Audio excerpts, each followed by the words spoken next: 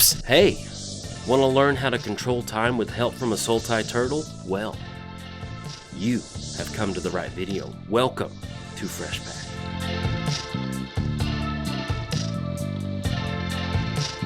But yes, welcome to Archelos Fresh Pack. I spent 2 weeks living in that turtle shell.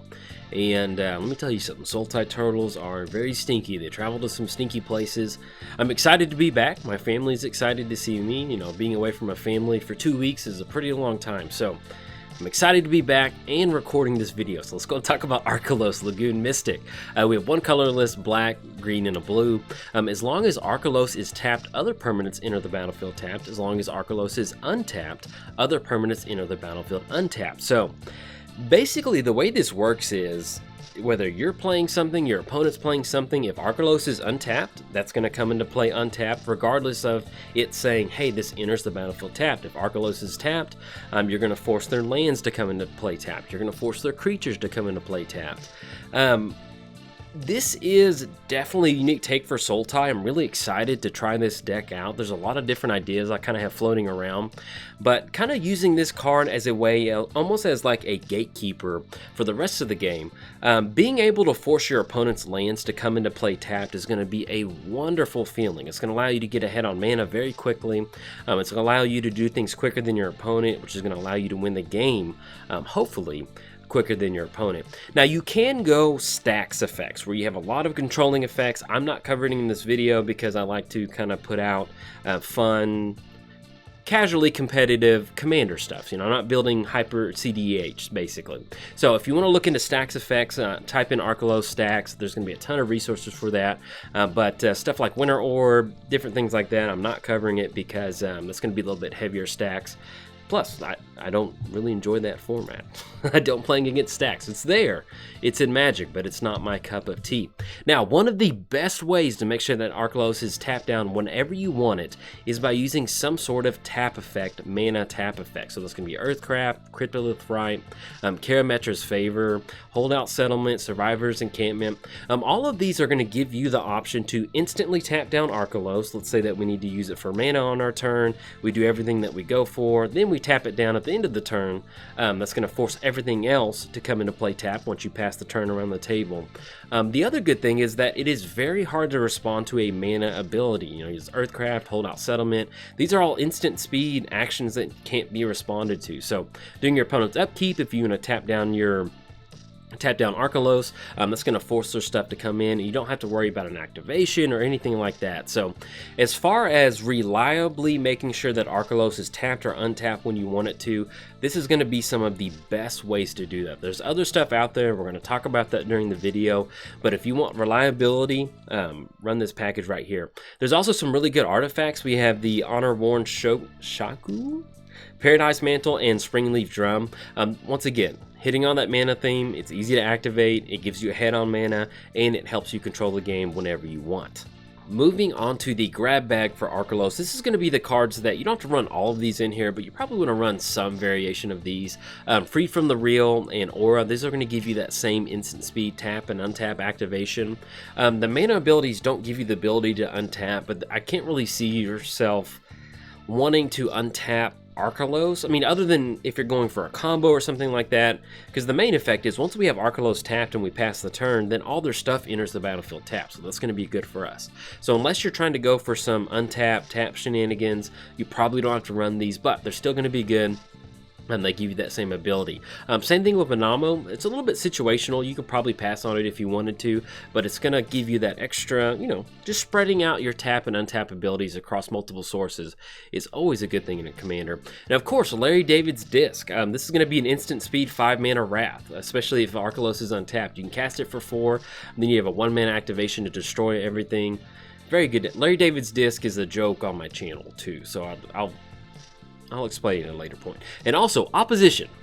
This is a very good card. Depending on your play group, what you would end up going for, this is going to give you that same ability as your mana abilities. You're going to be able to instant speed, tap down Archelos. It's going to shut the floodgates off. Nothing comes into play untapped.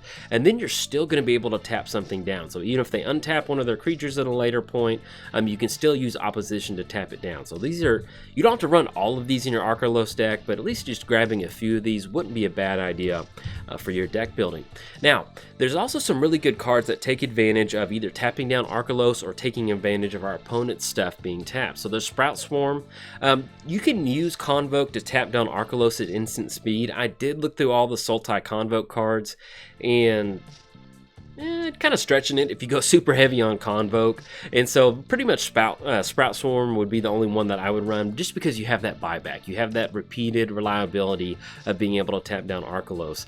Some of the other stuff, if you want to go full Convoke, it's a great way to do it. It's just a little bit too situational. Now, if you're building Archelos, you almost want to have this dedicated tap and untap package that can kind of keep that cycle going, because if you can't control Archelos, the tap and untap, it's going to be really hard to kind of push your game plan. So, but Sprout Swarm was one of the best convokes that you can run. There's also good stuff like Retreat to Coralham, simply just being able to make a land drop. Let's say we can't find our mana rocks that tap or untap Archelos. Being able to use Retreat to Coralham just to tap it down without having to send it into combat damage is going to be a very good thing. And then also Harmony of Nature, you know, depending on how heavy of a creature build that you go for, depending on how heavy of a stack you go for, simply running Harmony of Nature in here is a way to tap down your creatures, gain some life. That might give you the tap that you need to shut a few players off for the next turn, you know, whatever that may be. There is a cheaper version of this. It's 2 mana, but it's like 20 bucks. And so I just put this Harmony of Nature because it costs 1 more. So if you want to search that one out, I can't remember what the name of it is, but there's 2 effects like that. Then also Theft of Dreams and borrowing 100,000 arrows. If we're playing a really good control game, we have a lot of our opponent's creatures tapped down. Being able to use Theft of Dreams and borrowing arrows, we're going to be able to draw cards for those tapped creatures. So let's say our opponent goes for an Avenger of Zendikar, everything enters the battlefield tapped, then we go for borrowing arrows or Theft of Dreams. That's going to be a lot of card draw. So simply, you know, you don't want to go super heavy on a lot of the situational stuff, but picking and choosing a few of these cards to incorporate into your deck building would be a very good thing. Now, one of the other things that you can do to tap down Archelos very reliably is going to be vehicles. Now, with this vehicle package, I did only select vehicles that have crew of 2 or less.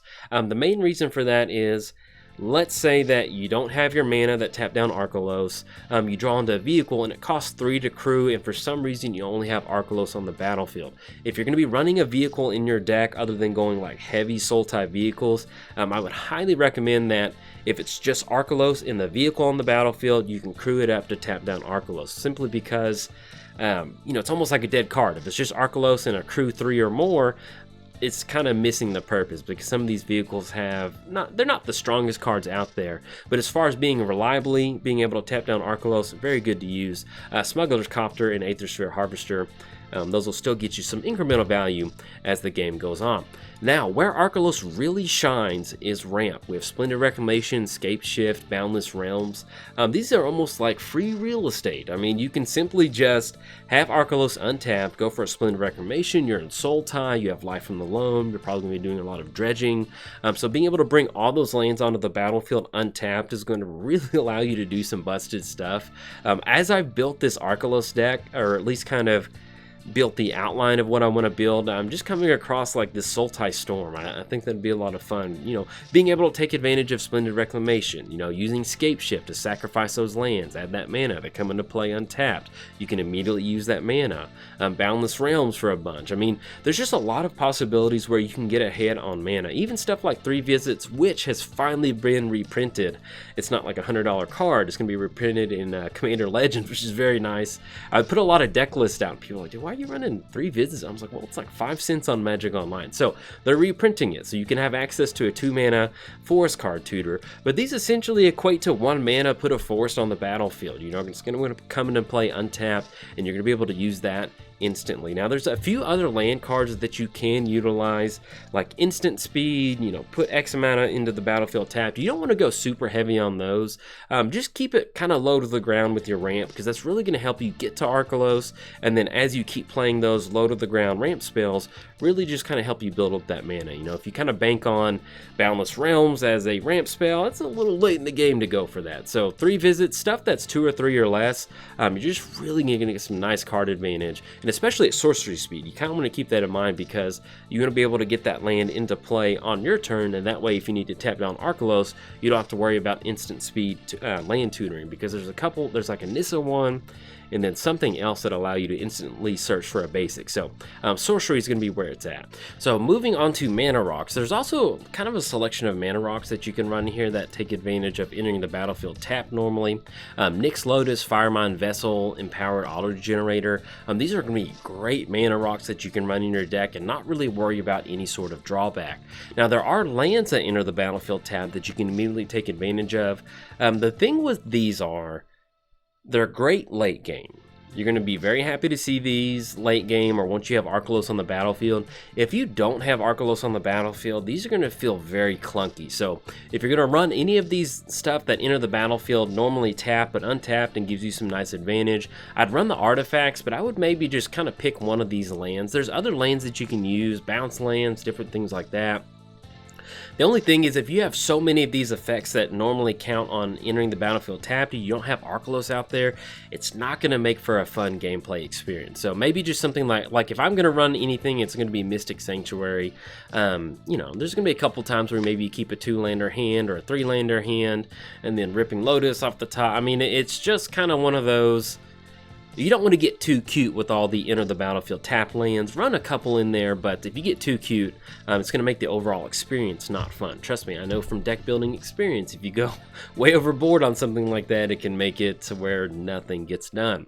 Now, we've talked about being able to tap Archelos. We've talked about how to control the board or state around you. You need to find some sort of win condition. We're in Sultai, so that's pretty much whatever we want to do. One of the things that I love playing is Sultai Planeswalkers. Kiora, Vraska, and Ashiok at 5 mana. These are all going to give you really good options. One of the cool things about Archelos is that your opponent's creatures are probably going to enter the battlefield tapped. That's really going to help you develop time to get these Planeswalkers down and start working towards those ultimates. Kiora getting those 8/8 tokens on the battlefield. You've got Vraska with the unblockable tokens that make you win the game. You've got Ashiok, which is really going to grind away at your opponent's libraries. These are slow and steady win conditions that if you get to that ultimate, you earned it. You know, you got there. You can toss in Doubling Season if you want to, but simply just running some sort of Planeswalker that gives you a game-winning ultimate wouldn't be a bad idea to incorporate in there, because hopefully you're going to be able to control the board to where these are going to stick around. Now, of course, just value Planeswalkers. Obnixilis, Tameo. Tameo is going to work out great in a deck like this. You've got the -2 ability, which is going to allow you to draw a card for each tap creature your opponent controls. And then also with Obnixilis, you're going to use that for card advantage, and then if you just get to that ultimate after you just keep going for those cards, nobody can get in and chip away at Obnixilis. You're going to have an ultimate right there that's just going to chip away at their life total for the rest of the game. Outside of Planeswalkers, you can always do the standard mono green Stompy. That's going to be Avenger of Zendikar, Mirror Battlesphere, Rampaging Balos, you know, Deranged Hermit, Deep Forest Hermit. What you want to do is you want to be able to control your opponent's board and then just quickly flood the board with threats. You know, Avenger of Zendikar getting a lot of tokens on the battlefield. Let's say we get down Rampaging Baloth really quick. We get those tokens with those landfall triggers, and then we use something like Triumph of the Hordes, Crater Hoof, or Overwhelming Stampede to just really close the game out. What you really want to think about is that if you're in a position to where Archelos is tapping your opponent's creatures and you're slowing their roll, you're going to be able to quickly develop a board state full of creatures and then just kind of overrun them, go for an alpha swing. You may not be able to close the entire table out, but if you can knock out a couple people, that's probably more than enough to help you close it out against the other person a couple turns later. So make sure you have some sort of way to develop the board state. You know, if you're running Planeswalkers, these are going to help put bodies on the battlefield, and then when you're ready to go for Triumph or Overwhelming Stampede, you can get that done. Now, this brings me to the brains part. But yes, you know, Archelos kind of makes a good Sultai zombie commander in a way. So we have a zombie apocalypse. Return all zombie cards from your graveyard to the battlefield tapped, then destroy all humans. Now this is more of a flavor card. If you're going full throttle Sultai zombies, you might want to put this one in there. Probably be pretty good. But yeah, this is going to make a very good zombie commander in a way, because if you're not familiar with it, they've started making it to where some zombie tokens enter the battlefield tapped. We'll talk about that here in a second, but that's kind of the drawback to getting a 2/2 token. So you can use Archelos to make those 2/2 zombies that enter the battlefield tapped come into play untapped, whether it's kind of setting up some last minute blockers or simply just developing a board state very quickly. Being able to have your tokens come into play untapped, especially in the right kind of Sultai zombie build, will really kind of help you win the game. Now there's Empty the Pits, there's Rise from the Tides, Army of the Damned. Even if you're not running Sultai zombies, I would probably run Empty the Pits, Rise from the Tides, Army of the Damned in there. Being able to simply, especially if you're going Sultai Spellslinger or Sultai Control with Rise from the Tides, that's going to be 6 mana, let's say you've got 8 instant or sorceries in the graveyard, you go for Rise from the Tides. That's 8 or 9 zombies untapped, 2/2, ready to start swinging in. These are going to be high impact cards even if you're not running Sultai zombies. But Empty the Pits, instant speed, drop those creatures on the battlefield. Say you do it during their upkeep, and then you tap down Archelos. Actually, you wouldn't want to tap down Archelos. So let's say that you go for Empty the Pits during your opponent's upkeep. You get those zombies untapped. Then before you go into the rest of the turn, you tap down Archelos with a mana ability or something like that, and it's going to make those creatures come into play tapped. So either way, long story short, you're going to be able to use Archelos to have your zombies come into play untapped, and depending on the build, it actually might work out really well. There's other cool stuff like Curse of Shallow Graves, Diregraph, Colossus, Dread Summons. Once again, same style effect. These tokens would normally come into play tapped. They're coming into play untapped, so you get a little bit extra value from that. Now, if you are running Sultai zombies, here's some of my favorite zombies for Sultai. You want to run some variation of Zombie Lords. There's a lot of them out there. Cemetery Reaper, Diregraph, Lord of the Accursed. There's 2 more off the top of my head I can think of. Run some variation of Zombie Lords. Now, ways to close the game out. Zombies aren't necessarily the aggressive tribe in Commander. You get enough of them out there, you're going to be able to overrun the board. But you almost want to have some sort of alternative zombie win condition. That's going to be Shepherd of Rot and Lich Lord. Being able to chip away at everybody's life total with zombies on the battlefield.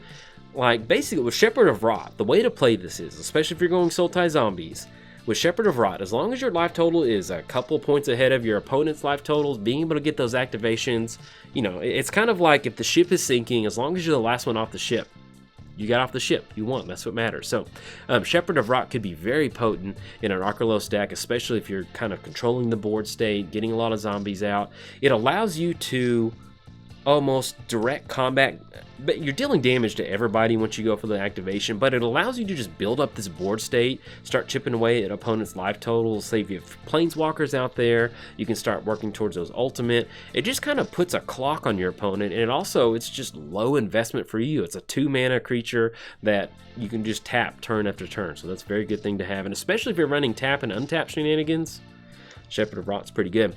Some other good utility zombies if you're running in here that kind of make for a fun big board state of zombies. Gravespawn Sovereign. Tap 5 untapped zombies you control. You can see where if we get Gravespawn down, we go for an Empty the Pits. Those come into play untapped. We can tap that down, go for an activation. Same thing with Zombie Trailblazer. You're just going to have access to utilizing your zombies to your advantage. And then, of course, Gem Palm Polluter. I love this. Whenever you cycle Gem Palm, you have target player lose 1 life for each zombie in play. This is like a zombie burn to the face at instant speed. You're probably not going to be able to get a lot of games with Gem Palm, but if you do win a game with Gem Palm, it's like achievement unlocked, and that's what makes Commander a lot of fun. Now, that is going to be it for the video. Like I mentioned at the beginning, you can definitely go Stacks Effects, Winter Orb, different things like that. I never play it. I don't enjoy playing against it. I respect it being in the game of Magic, but since I don't play against it a lot, or I don't build with it a lot, I just don't know a lot about the cards. I mean, I know of them, but I just personally don't like them. So if you want to build stacks, this is the perfect commander. If you want to make sure that only you can do stuff on your turn and your opponents can't do stuff at the normal speed that they want to on their turn, this is the commander for you. But if you enjoyed the video, hey, like and subscribe. Thanks. Bye.